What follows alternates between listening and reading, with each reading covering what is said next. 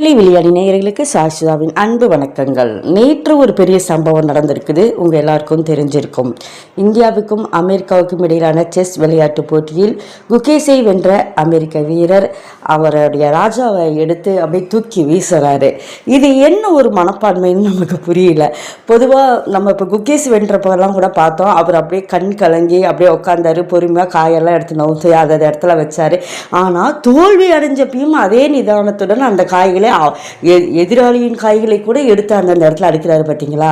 அந்த குகேஷின் நிதானம், வெற்றி தோல்வி இரண்டையும் சமமாக எடுத்துக்கொண்ட குகேஷ் அவரை மாதிரி இருக்கணும் அப்படின்னு நினைக்கிறேன்.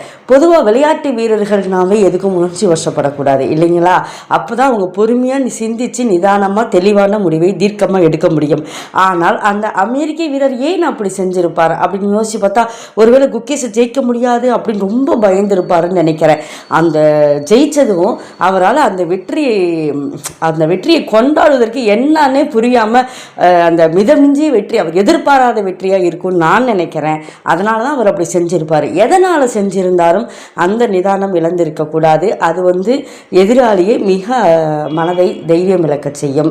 அவங்க அடைந்த தோல்வியை விட இது அதிகமாக ஒரு மனதை கலக்கமுறை செய்யும் இல்லைங்களா? அது அவர் செஞ்சது தவறு தான்.